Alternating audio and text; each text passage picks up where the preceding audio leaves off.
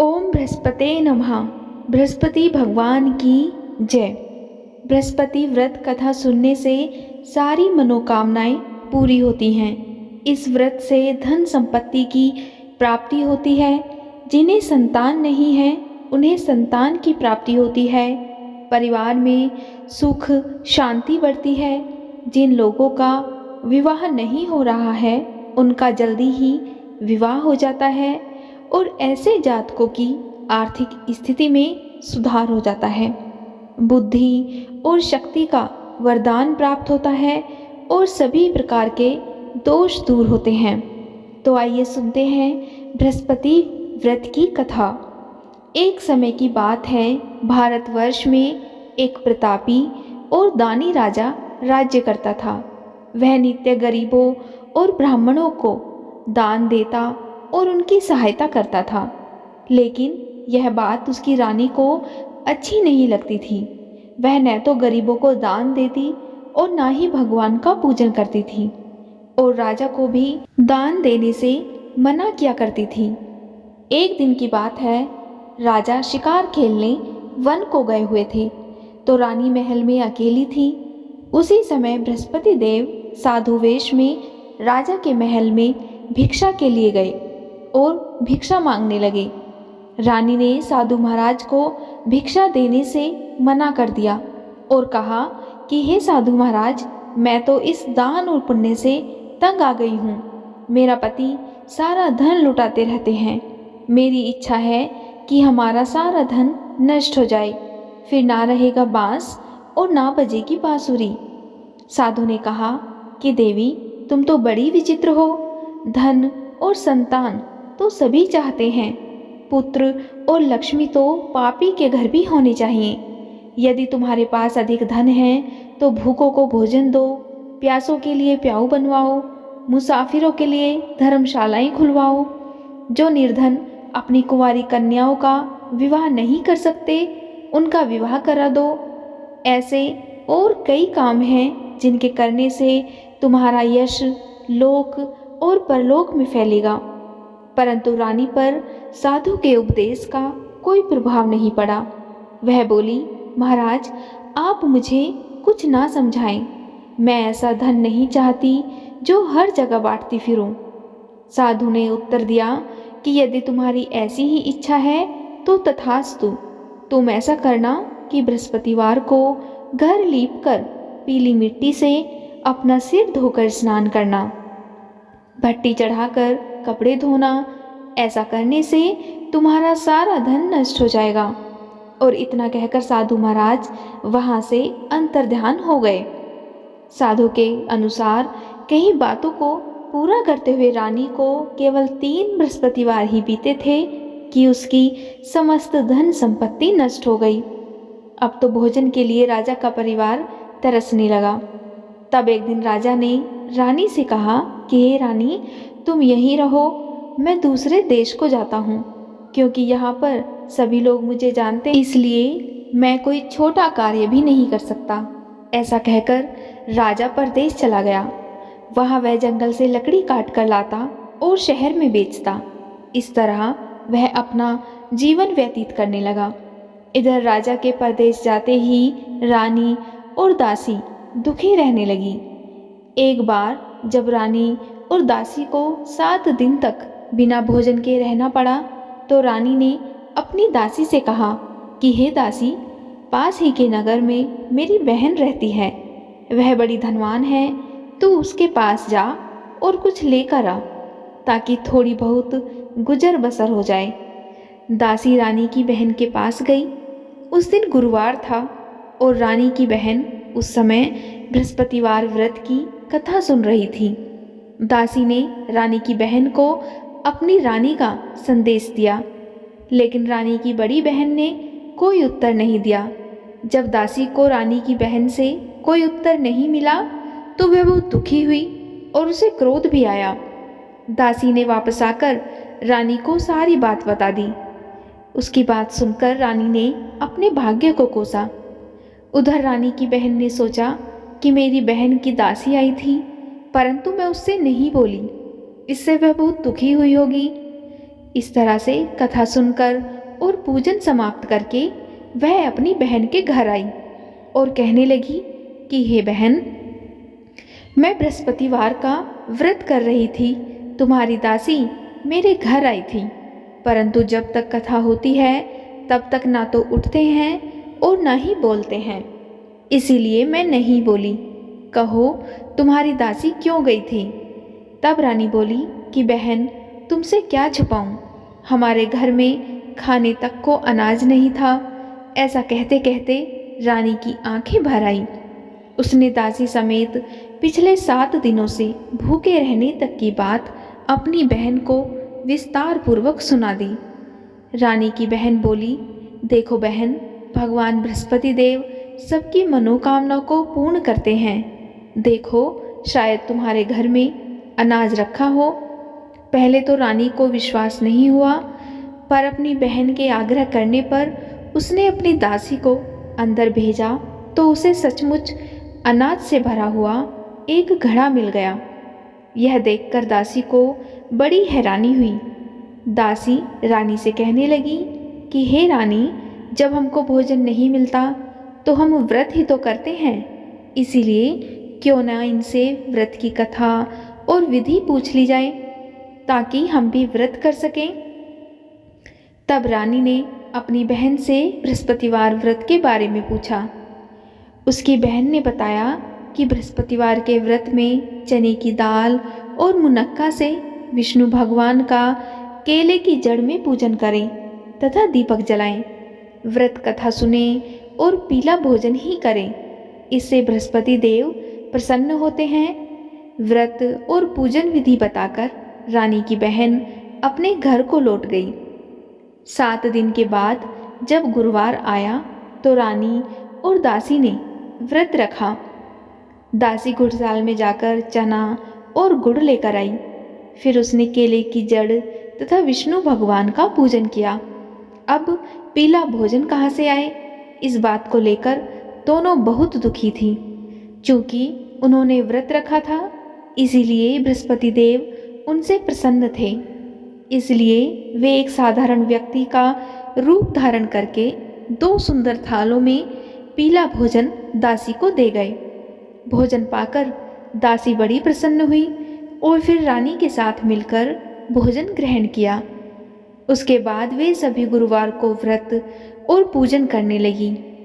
बृहस्पति भगवान की कृपा से उनके पास फिर से धन और संपत्ति आ गई, परंतु रानी फिर से पहले की ही तरह आलस्य करने लगी। तब दासी बोली कि देखो रानी, तुम पहले भी इस प्रकार आलस्य करती थी, तुम्हें धन रखने में कष्ट होता था, इस कारण सभी धन नष्ट हो गया, और अब जब भगवान बृहस्पति की कृपा से धन मिला है तो तुम्हें फिर से आलस्य होता है।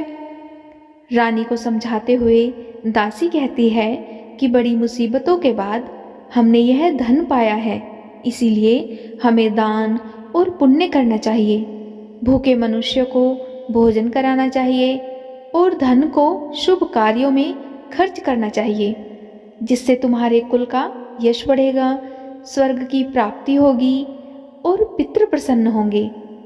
दासी की बात मानकर रानी अपना धन शुभ कार्यों में खर्च करने लगी, जिससे पूरे नगर में उसका यश फैलने लगा।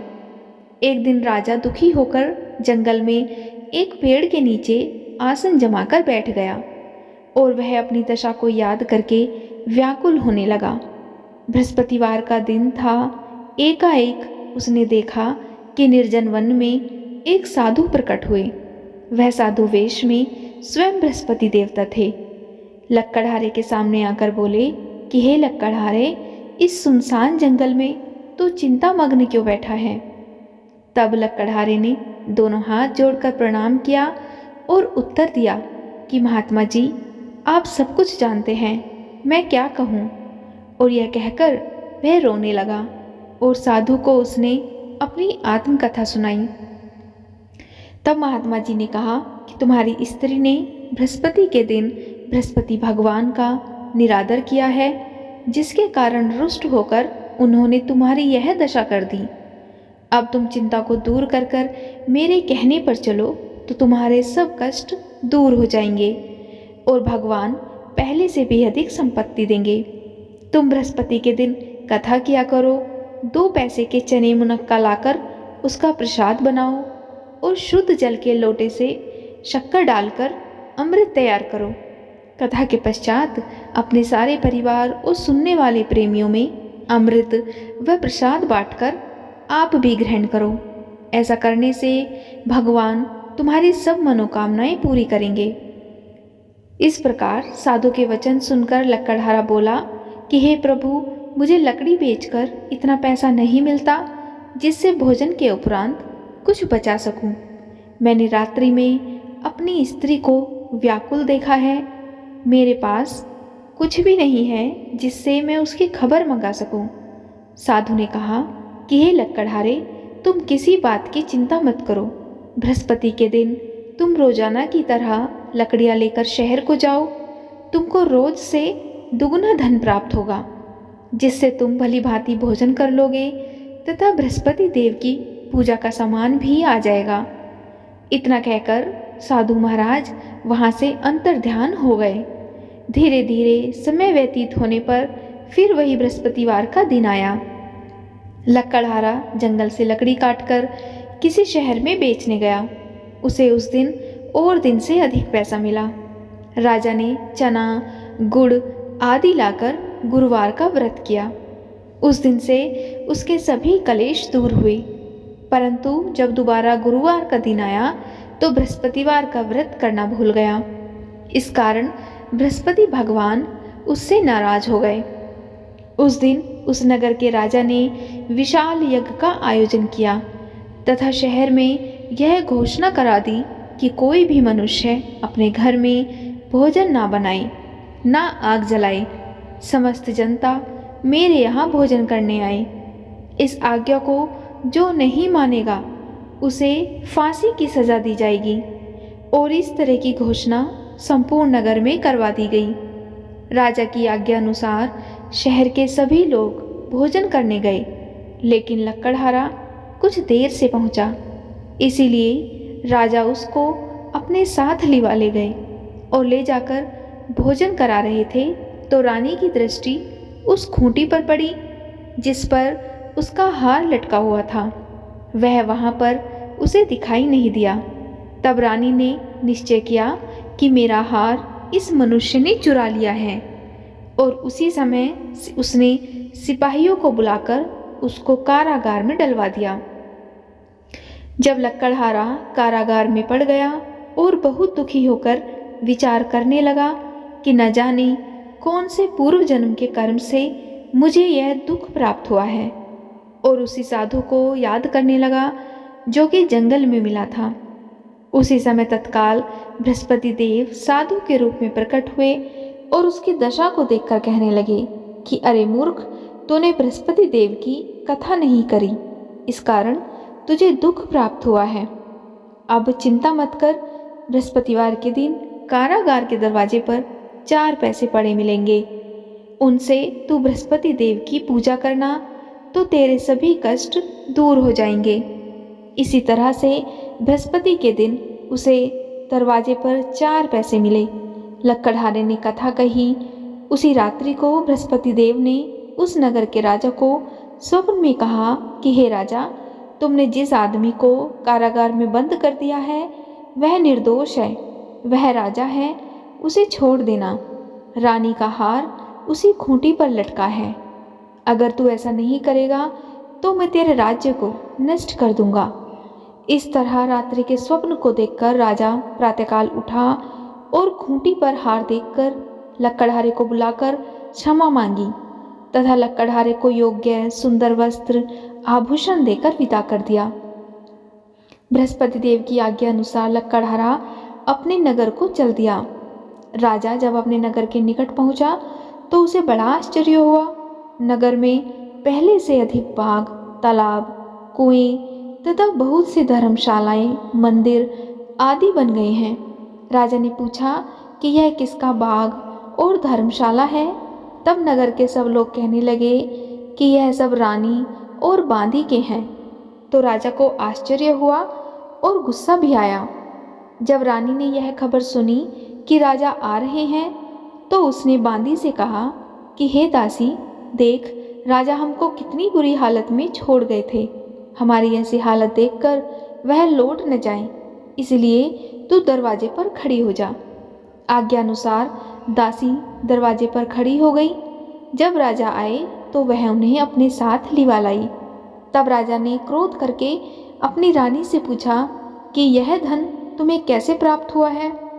तब उसने कहा कि हमें यह सब धन बृहस्पति देव के इस व्रत के प्रभाव से प्राप्त हुआ है। तब राजा ने निश्चय किया कि 7 रोज बाद तो सभी बृहस्पति देव का पूजन करते हैं, परंतु मैं प्रतिदिन दिन में 3 बार कहानी तथा रोज व्रत किया करूँगा। अब हर समय राजा के दुपट्टे में चने की दाल बंधी रहती और वह दिन में 3 बार कहानी कहता। एक रोज राजा ने विचार किया कि चलो अपनी बहन के यहाँ हो आए, और इस तरह निश्चय करके राजा घोड़े पर सवार होकर अपनी बहन के यहाँ को चलने लगा। मार्ग में उसने देखा कि कुछ आदमी एक मुर्दे को लिए जा रहे हैं। उन्हें रोककर राजा कहने लगा कि अरे भाइयों, मेरी बृहस्पति देव की कथा सुन लो। वे बोले, लो, हमारा तो आदमी मर गया है और इसको अपनी कथा की पड़ी है। परंतु कुछ आदमी बोले, अच्छा कहो, हम तुम्हारी कथा भी सुनेंगे। तब राजा ने दाल निकाली और जब कथा आधी हुई तो मुर्दा हिलने लग गया, और जब कथा समाप्त हो गई तो राम राम करके वह मनुष्य उठकर खड़ा हो गया। आगे मार्ग में उसे एक किसान खेत में हल चलाता मिला। राजा ने उसे देखा और उससे बोला कि अरे भैया, तुम मेरी बृहस्पतिवार की कथा सुन लो। तब किसान बोला कि जब तक मैं तेरी कथा सुनूंगा तब तक 4 हरैया जोत लूँगा। जा, अपनी कथा किसी और को सुनाना। इस तरह राजा आगे चलने लगा। राजा के हटते ही किसान के बैल पछाड़ खाकर गिर गए तथा किसान के पेट में बड़ी जोर का दर्द होने लगा। उस समय उसकी माँ रोटी लेकर आई। उसने जब ये देखा तो अपने पुत्र से सब हाल पूछा और बेटे ने सभी हाल कह दिया। तो बुढ़िया दौड़ी दौड़ी उस घुड़सवार के पास गई और उससे बोली कि मैं तेरी कथा सुनूंगी, तू अपनी कथा मेरे खेत पर चलकर ही कहना। तब राजा ने बुढ़िया के खेत पर जाकर कथा कही, जिसके सुनते ही किसान के बैल उठ खड़े हुए और उसके पेट का दर्द भी बंद हो गया। इस तरह से राजा अपनी बहन के घर पहुंचा। बहन ने भाई की खूब मेहमानी की। अब दूसरे रोज प्रातःकाल राजा जगा तो वह देखने लगा कि सब लोग भोजन कर रहे हैं। तब राजा ने अपनी बहन से कहा कि ऐसा कोई मनुष्य है जिसने भोजन नहीं किया हो और जो मेरी बृहस्पतिवार की कथा सुन ले। तब उसकी बहन बोली कि हे भैया, यह देश ऐसा ही है, पहले यहाँ लोग भोजन करते हैं और बाद में अन्य काम करते हैं। अगर कोई पड़ोस में हो तो देख आऊं। वह ऐसा कहकर देखने चली गई, परंतु उसे कोई भी ऐसा व्यक्ति नहीं मिला जिसने भोजन न किया हो। अतः वह कुम्हार के घर गई जिसका लड़का बीमार था। उसे मालूम हुआ कि उनके यहाँ 3 रोज से किसी ने भोजन नहीं किया है। तब रानी ने अपने भाई की कथा सुनने के लिए कुम्हार से कहा तो कुम्हार कथा सुनने के लिए तैयार हो गया। तब राजा ने जाकर बृहस्पतिवार की कथा कही, जिसको सुनकर उनका लड़का ठीक हो गया। अब तो राजा की प्रशंसा होने लगी। एक रोज़ राजा ने अपनी बहन से कहा कि हे बहन, हम अपने घर को जाएंगे, तुम भी तैयार हो जाओ। तब राजा की बहन ने अपनी सास से कहा। सास ने कहा कि हाँ चली जा, परंतु अपने लड़कों को मत ले जाना, क्योंकि तेरे भाई के कोई औलाद नहीं है। बहन ने अपने भैया से कहा कि हे भैया, मैं तो चलूँगी, पर कोई बालक नहीं जाएगा। तब राजा बोला कि जब कोई बालक नहीं चलेगा तब तुम ही क्या करोगी।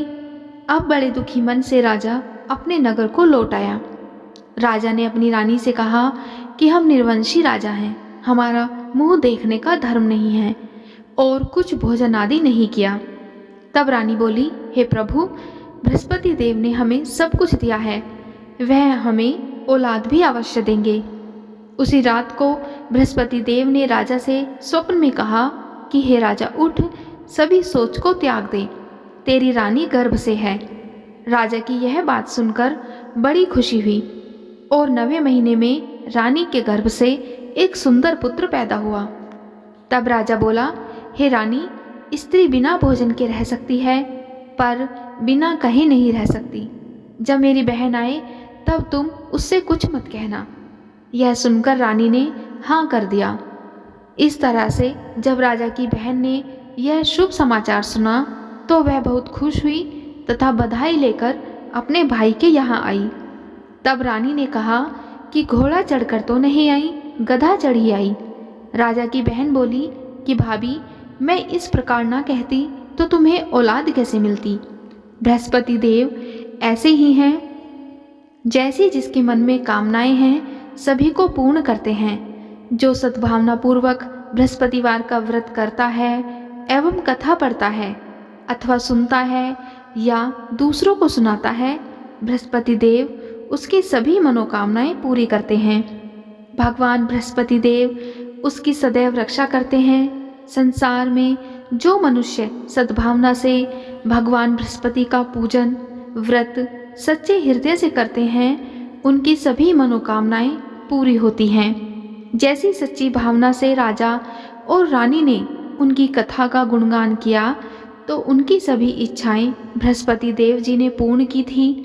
इसीलिए पूर्ण कथा सुनने के बाद प्रसाद लेकर जाना चाहिए और हृदय से उनका मनन करते हुए जयकारा बोलना चाहिए। बोलो बृहस्पति देव की जय, भगवान विष्णु की जय। अब सुनते हैं बृहस्पति भगवान की आरती। ओम जय बृहस्पति देवा, स्वामी जय बृहस्पति देवा। छिन छिन भोग लगाऊं, कदली फल मेवा। ओम जय बृहस्पति देवा। तुम पूर्ण परमात्मा, तुम अंतर्यामी। जगत पिता जगदीश्वर, तुम सबके स्वामी। ओम जय बृहस्पति देवा। चरणामृत निज निर्मल, सब पातक हरता। स्वामी सब पातक हरता, सकल मनोरथ दायक। कृपा करो भरता। ओम जय बृहस्पति देवा। तन मन धन अर्पण कर, जो जन शरण पड़े। प्रभु प्रकट तब होकर, आकर द्वार खड़े। ओम जय बृहस्पति देवा। दीन दयाल दयानिधि, भगतन हितकारी। पाप दोष सब हरता, भव बंधन हारी। ओम जय जय बृहस्पति देवा। सकल मनोरथ दायक, सब संशय तारो। स्वामी सब संशय तारो।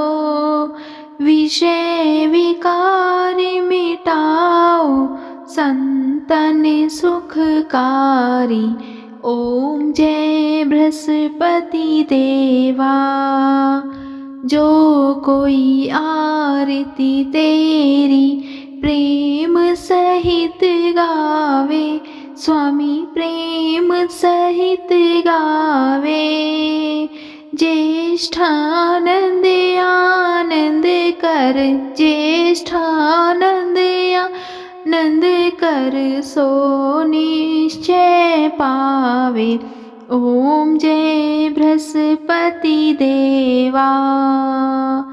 सब बोलो विष्णु भगवान की जय, बृहस्पति भगवान की जय। आज की वीडियो में इतना ही। उम्मीद है आपको आज की कथा अवश्य पसंद आई होगी। अगर आपको आज की वीडियो कथा पसंद आई हो तो वीडियो को लाइक और कमेंट बॉक्स में जय बृहस्पति देव अवश्य लिखिएगा। और अगर आपका मन करे तो चैनल को सब्सक्राइब भी अवश्य करिएगा।